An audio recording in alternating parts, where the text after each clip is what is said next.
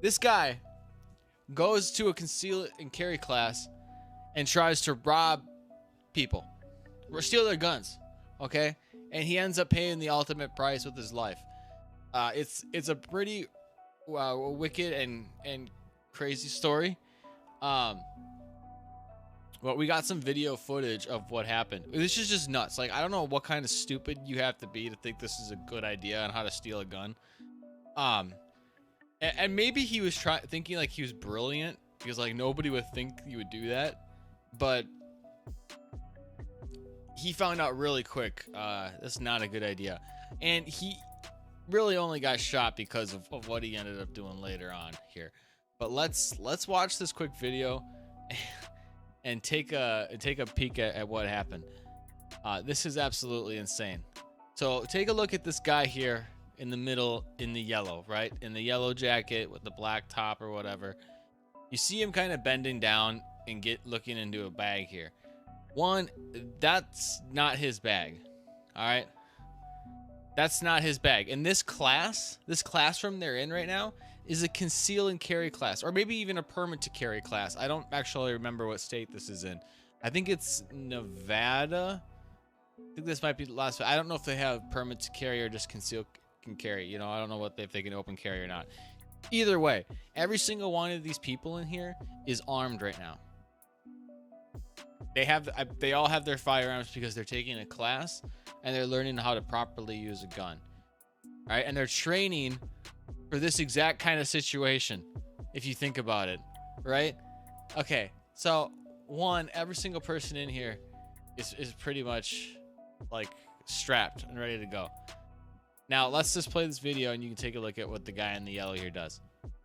The students were taking a break in the classroom when Mr. Payton entered the room and began rifling through a bag. Okay, we'll pause it real quick. I'm just gonna be honest. At first, I thought it was this guy with the long ass like red bandana thing over his face. I thought that was the guy that was committing the crime, because who in their right mind wears something like that? Like, what is wrong with you to wear something like that? I don't know what the heck. That looks like something like a Klan member would wear on their face. Not gonna lie. I don't know why. It's just a long pointy thing.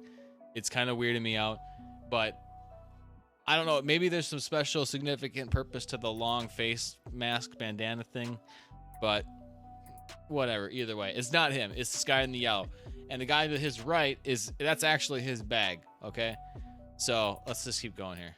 Which contained a handgun that belonged to one of the students. He's trying to get it back, and he's saying, hey, this guy's stealing my shit. Hey, he's in here stealing my gun.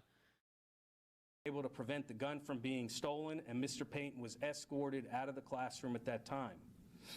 An employee spoke to Mr. Payton for several minutes trying to figure out what he was doing in the gun range. Okay, so this guy is still okay at this point, right?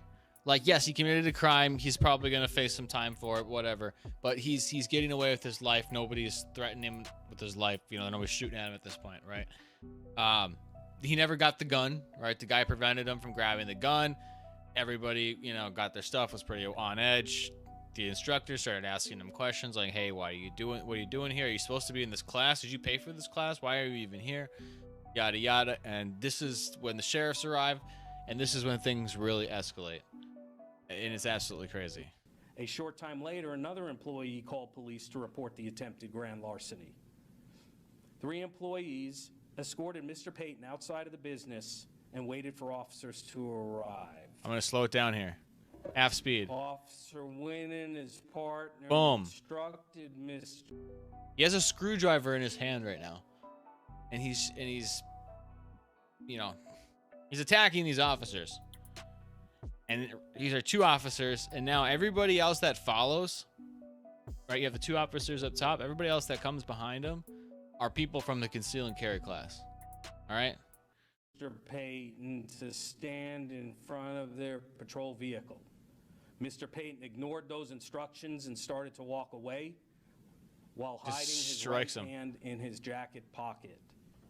Officers attempted to grab Mr. Payton, but he pulled away and still refused to. Okay, you see how many people they all fired at that point, right there. They all fired. Officers attempted to grab Mr. Payton. Let's watch that again here. Screwdriver from his pocket and violently attacked the officers. Yeah, he Mr. pulled a Payton screwdriver several out. Overhand strikes with the screwdriver towards one of the officer's head and neck area. Mr. Payton was able to stab one officer during his violent attack. He stabbed that officer right there. Okay, here's the thing. The minute you do that, you forfeit your right to live. Not gonna sugarcoat it, people. The minute you do that, you forfeit your right to live. And every single person here, so the one officer is on the ground. You have one officer and you have 4 people from the conceal and carry class. Just basically give this guy a firestorm, and he doesn't get very far. As Right the here. injured officer fell to the ground, Officer Wynn and 3 employees of the business discharged their firearms, striking Mr. Payton. Officers immediately summoned medical personnel, but Mr. Payton succumbed to his injuries at the scene. Yeah, I think they fired 14 bullets into him total. 14. So let's hear what this copper has to say. He's from I believe it's the Las Vegas Sheriff's Office. Our suspect is a Marvon Payton Jr. Spelling is up there. This is He's the a guy who committed the 27-year-old crime. black male adult, 5 feet 11 tall, and weighs 170 pounds. When they start talking about his criminal record, that's where I want you guys to pay close attention, because this isn't like this is a first-time offender or anything else like that. It's crazy how this guy is still walking around on the streets before this happened. His criminal history. Mr. Payton does have a criminal history of being violent with police officers, which include the following charges: attempt murder in North Las Vegas PD, battery on a protected person, North Las Vegas PD, attempt robbery of a firearm, North Las Vegas PD, and assault on a protected person. And all of those incidents were violence against the police. Yeah, all of those crimes he committed, all those like attempted murder, like he was assault, or all whatever he just read off, it was all against police officers. And then he goes out there. And so just imagine if he were to get that gun, he probably would have shot those cops. Our suspect's weapon, he was armed with a screwdriver. A Mr. screwdriver. Payton's charges, had he survived the incident, was attempt murder on a protected person, attempt grand larceny of a firearm, and resisting a public officer with deadly weapon. Crazy, huh? Crazy.